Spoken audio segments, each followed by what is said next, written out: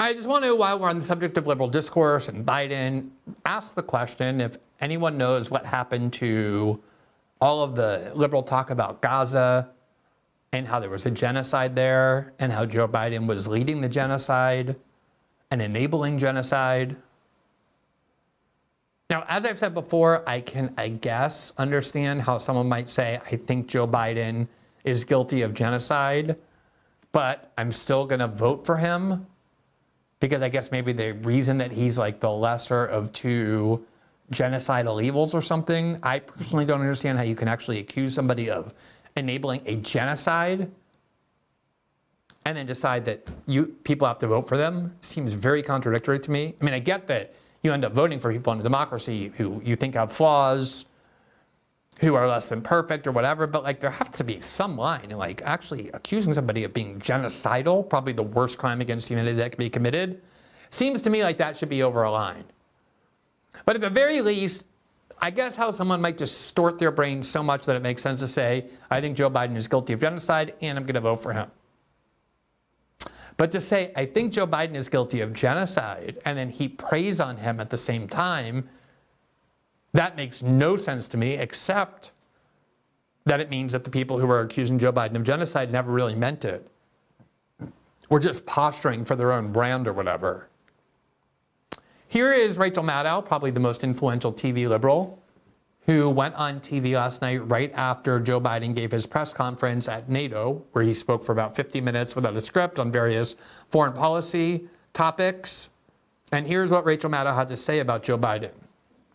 So, and I won't go on at length. I will just say, though, you noted that there were some moments of, startlingly impressive command of the issues. This is just my opinion.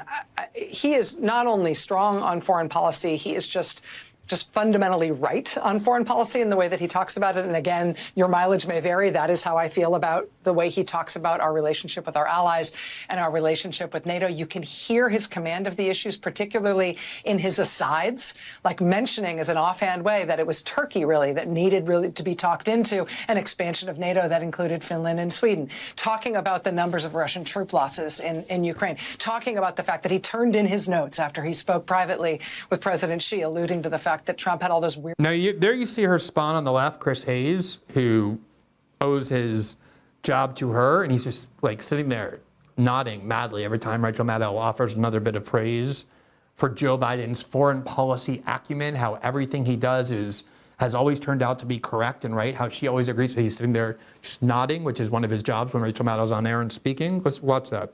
Fact that he turned in his notes after he spoke privately with President Xi, alluding to the fact that Trump had all those weird meetings with the Russians and Putin in which he had no note taker present. I mean, it's even in the little asides where it just shows you he is a master of the foreign policy field and has been for decades in his career in the Senate, the vice president, and the presidency. I've never seen anybody like nod their head so like intensely in just like a 90-second period. I actually didn't think the neck could sustain that. I thought you'd at least like sprain it, if not break the neck, but maybe Chris Hayes has a particular elastic one. But it's kind of amazing because remember, Joe Biden was the leading and most influential advocate in the Senate, convincing Democrats and liberals to support the Bush-Cheney war in Iraq. He was the ranking member of the Foreign Relations Committee. Now, when I got to know Rachel Maddow, when I used to go on her Air America show, in 2006 and 7, and then her MSNBC show in 2008 and 9 and 10 and 11. She talked about the Iraq war as this like act of grave evil, this extreme crime. And now here she is saying Joe Biden has such a grasp, not only a grasp of foreign policy, but also his judgment is unerring. Everything he does and says in the foreign policy realm is correct. I agree with it. So it's got the Iraq war, the bombing of Libya, the CIA attempt to overthrow or regime change Bashar al-Assad that destroyed that country. Obviously, he supports the war in Ukraine, but also presumably the decision to arm and fund and protect the Israeli war in Gaza. And you see Chris Hayes sitting there nodding his head. Now, Chris Hayes is somebody who has been feigning and purporting to be so offended by Biden's support for Israel over the last 8 months. And not only did he sit there and nod his head madly while Rachel Maddow was saying how everything Biden does as foreign policy is so correct, but Chris Hayes himself went on his own program on July 10th, and he began a monologue by saying this, quote, "Joe Biden is a decent man who has done nothing wrong. He has not got caught in a scandal. He's just aging." And that reality, I think, makes him increasingly likely to lose election to a Republican candidate. Now, if you're somebody who actually believes that the Israelis are committing war crimes in Israel, that they're engaged in genocide, and at the same time you believe Joe Biden has supported it and enabled it and paid for it, which he has, how can you then possibly say at the same time that Joe Biden is a decent man? We covered this last night, what is meant when people say Joe Biden is such a good and decent man, he has such high value, such high character. But in the case of somebody who has spent 9 months crying practically on air about how emotionally moved he is, about how angry he is by what the Israelis are doing in Gaza, to then turn around and speak about the person most responsible for that, which is not Benjamin Netanyahu, who couldn't do it without the help of the United States, but Joe Biden, and say he's a good and decent man, just proves how inauthentic all of that was. There's no way you could have believed what he was saying for the last 8 months and then turn around and say this about Joe Biden. Now, I know we don't hear much about Gaza anymore. I know we don't hear about much what Israel is doing anymore. There are no more campus protests because they crushed a lot of them. It's also college break in the summer. But despite the significantly reduced attention being paid to and anger and rage about Biden's support and financing of and arming of what's going on in Gaza, the destruction and suffering and carnage in Gaza has not reduced at all. Here is Nathan Robinson of Current Affairs, who says, quote, "So much for all eyes on Rafah." That's what a lot of liberals have been saying. He said, quote, "While the world stopped paying attention, Israel has turned Rafah into a, quote, flattened wasteland and an unrecognizable depopulated ghost town."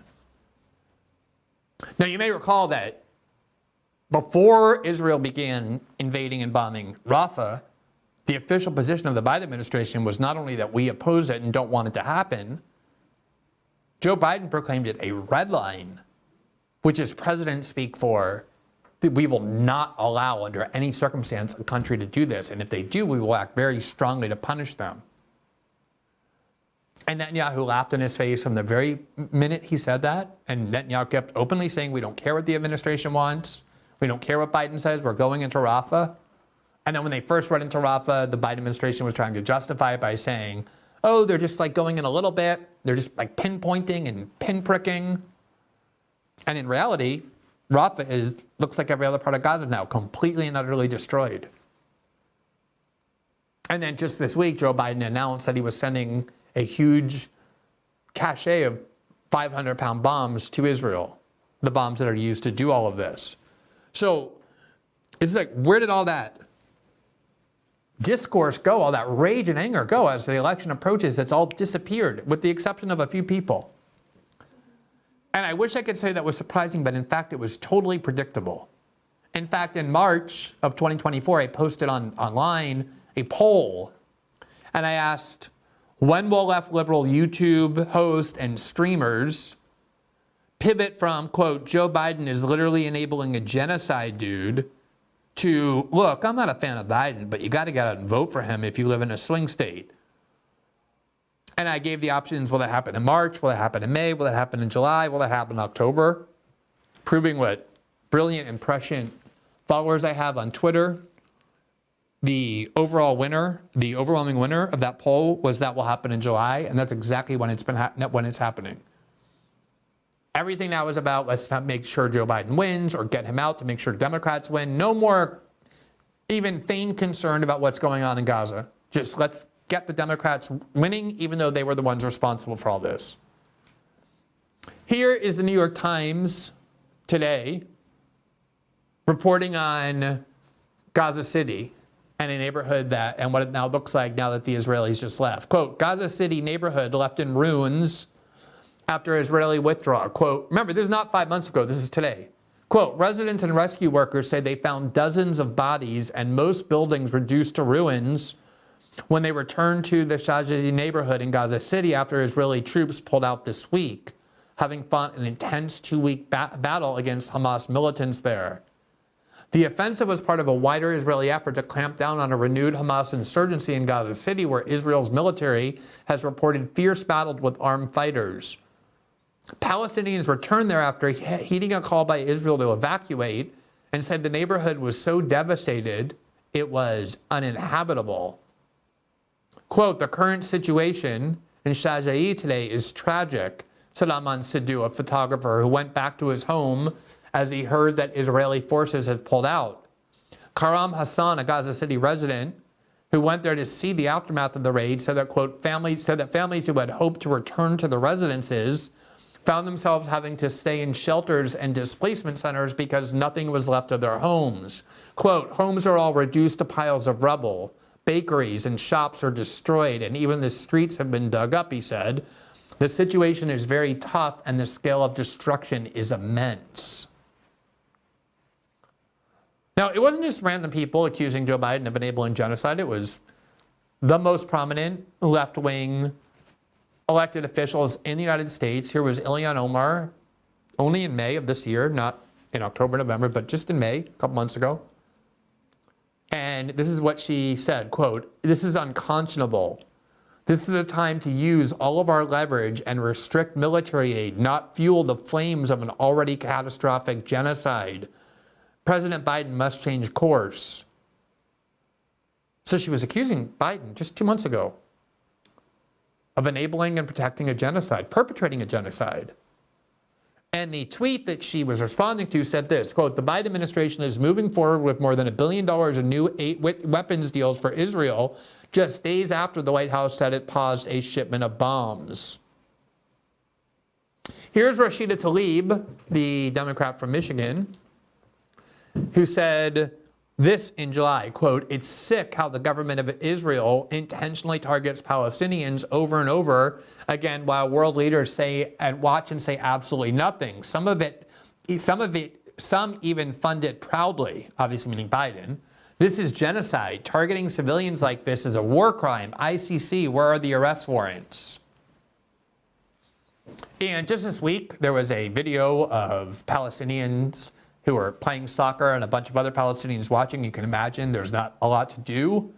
So they used this space at what was a school and is now a shelter to play soccer and to watch people playing soccer as well. And there was a huge Israeli airstrike right there, and you can watch it all happening as a result of video obtained by Al Jazeera.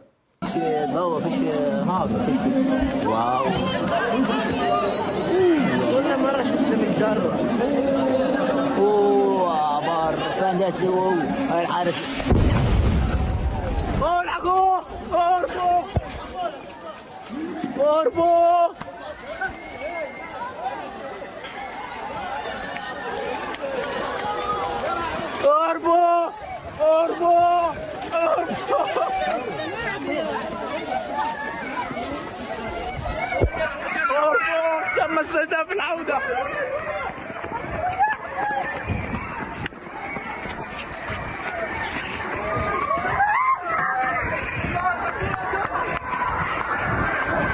I get the idea. That was in Khan Yunis. There were dozens of people reported killed. It's hard to overstate what the people of Gaza have gone through. This is now a war in its 10th month of unprecedented civilian infrastructure destruction, using massive bombs in extremely densely packed areas filled primarily with children and women. That's all still happening just because so few, even though so few people are talking about it in the hope to get the Democratic Party responsible for this reelected. Here's a tweet that Rashida Tlaib just retweeted yesterday. It's from the IMEU Policy Project. It says, quote, "A New York Times investigation has confirmed that a bomb made in the U.S. by Boeing was used in this Israeli airstrike that killed Palestinian children playing soccer at a school in Gaza. This is what President Biden and Congress are doing with our tax dollars." So the bombing that we just showed you, actually, as usual, was an American bomb made by Boeing, sent by the Biden administration to the Israelis to bomb Gaza. And so you have here major Democratic leaders who are continuously calling this a genocide, and yet, other than Rashida Tlaib, who, whatever you think of her, is at least following that claim to its logical conclusion because she seems like she really believes in it, you can't really find Rashida Tlaib talking much about helping Joe Biden or the Democrats win. She was encouraging people in Michigan in the primary to vote uncommitted or against Biden to send that message. But most of the people who have been echoing what they've been saying, calling this a genocide and the like, have totally abandoned that in favor of, oh, let's elect the Democratic Party. Look, just as was so predictable that they would do.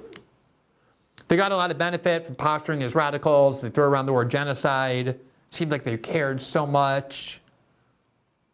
And then exactly as my poll, the people who responded to my poll predicted, in July, those people would stop pretending that they cared and start focusing only on how to keep the Democratic Party responsible for this, quote, genocide in power. Just to tell you about one completely preposterous component of all this, as you probably remember, Joe Biden announced that they were going to construct a pier off the coast of Gaza in order to get humanitarian aid into Gaza because the Israelis barred the United States from getting that aid in by land. So first the United States tried parachuting it in. Complete humiliation. We're paying for this war. And the Israelis said, you're not going to allow humanitarian aid in. So we had to first try and drop it by parachute. And then we built a pier, the Biden administration did. Multiple times since that pier has been built just a few months ago, whenever there was bad weather, it began breaking into little pieces and floating away. It was completely dysfunctional. And now the Biden administration announces just a few months later, quote, Pentagon to dismantle the temporary pier built for Gaza aid operation. Quote, the $230 million short notice project has struggled to overcome rough seas and other problems since it started in May. In a statement, Major General Patrick S. Ryder, the Pentagon's press secretary, said the latest effort to re-anchor the pier failed because of, quote, technical and weather-related issues, recurring problems that the New York Times identified last month when it reported that military officials had warned aid organizations that the project could be dismantled as early as July. Mr. Biden ordered the U.S. military to begin building the pier in March at a time when he was being sharply criticized for not doing more to rein in Israel's military response. At the time, health authorities were warning that Gaza was on the precipice of famine. Mr. Sullivan explained that the pier was not necessary as it once was because more land crossings to ship and into Gaza had opened in recent weeks under pressure from the White House. Quote, the real issue right now is not about getting aid into Gaza, it's about getting aid around Gaza effectively. But there are a lot of things that we need to work through, including lawlessness and armed gangs. In some cases, Hamas itself is trying to disrupt and derail the delivery. Still, humanitarian groups have complained that the pier has largely failed in its mission. In the nearly 2 months since it was first attached to the shoreline, the pier has been in service only about 20 days. The rest of the time it was being repaired after rough seas broke it apart, detached to avoid further damage or paused because of security concerns. Can you believe the Biden administration built a pier that cost $230 million that didn't even work? It was supposed to be a pier in the ocean. Obviously, it was predictable it was going to rain, but when it rained, it broke into little pieces, and now they're dismantling it entirely. One of the things I've seen certain liberal pundits and Democrats and the like doing is saying, look, we can accept Kamala Harris, but not Joe Biden, because unlike Joe Biden, somehow Kamala Harris has no responsibility for or connection to support for the Israeli war in Gaza. Are you really going to try and convince yourselves of that? That you're comfortable supporting Kamala Harris, even though you've been calling this genocide, because somehow it's only Biden but not Kamala Harris supporting this war in Gaza? Do you really think Kamala Harris is more anti-Israel than Joe Biden? Have you ever watched her speeches given to AIPAC? Or I'll show you a little snippet of an interview Kamala Harris did with Katie Couric in January of this year, where Katie Couric, to her credit, had to force Kamala Harris to answer one question that she refused to answer repeatedly, which is, are you in favor of imposing conditions on the transfer of Israeli weapons and Israeli money, of American weapons and Israeli money to Israel? And listen to what Kamala Harris said.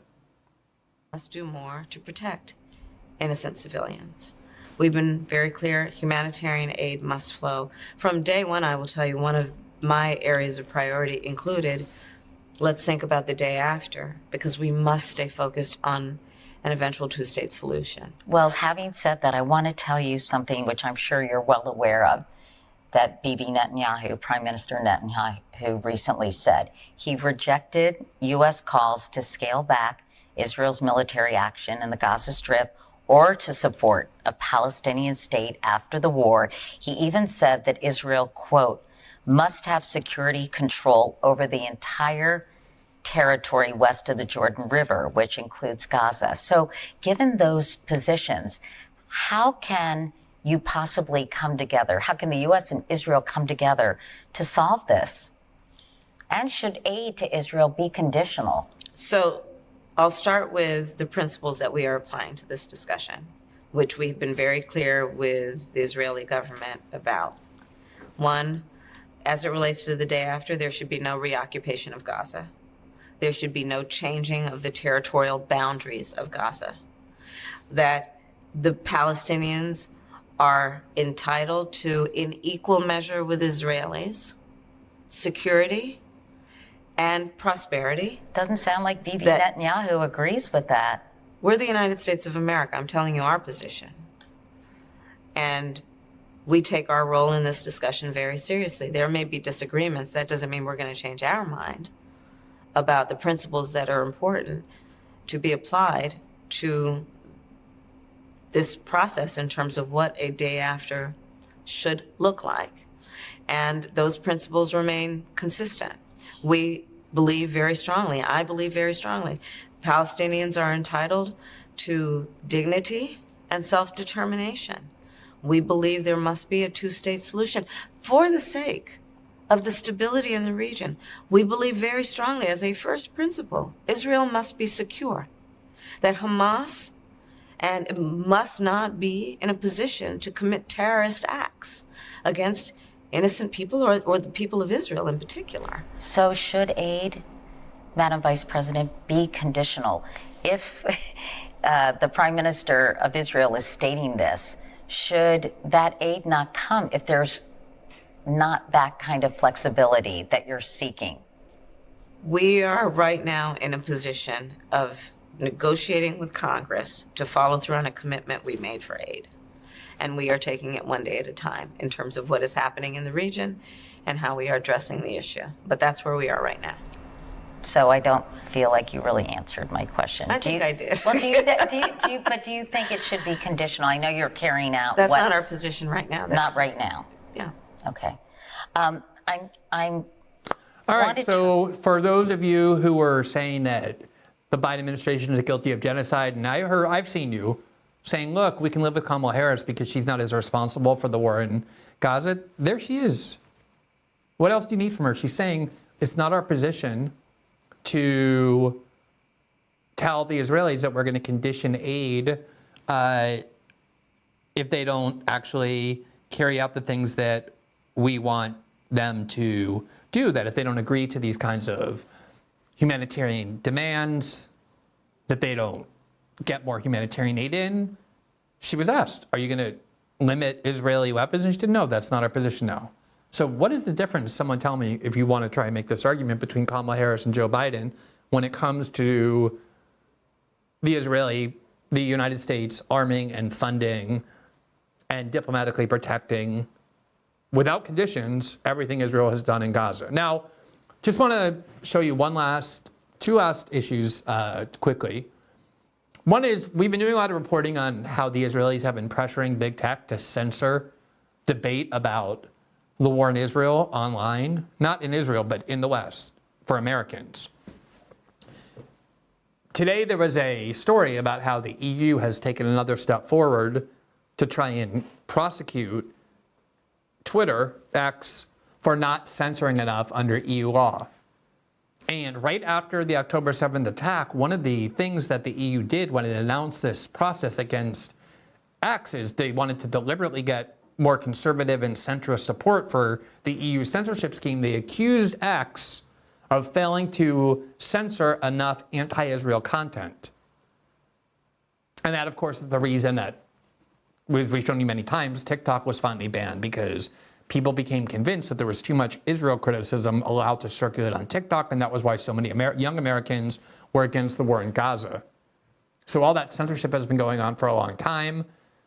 The Israelis have been meeting with big tech. They've been trying to circulate studies showing that big tech is not censoring enough anti-Israel content, and it's been paying off. And today, from NBC News, it's paid off again. Maddow, which owns Facebook and Instagram and WhatsApp, the parent company of Facebook, says it will now remove more posts attacking, quote, Zionists, a term some use interchangeably with Jews. The company said it made the change in line with its long-standing policy banning attacks based on protected characteristics such as nationality, race, or religion. Now, the idea that Zionism or Zionist is synonymous with Jews is preposterous.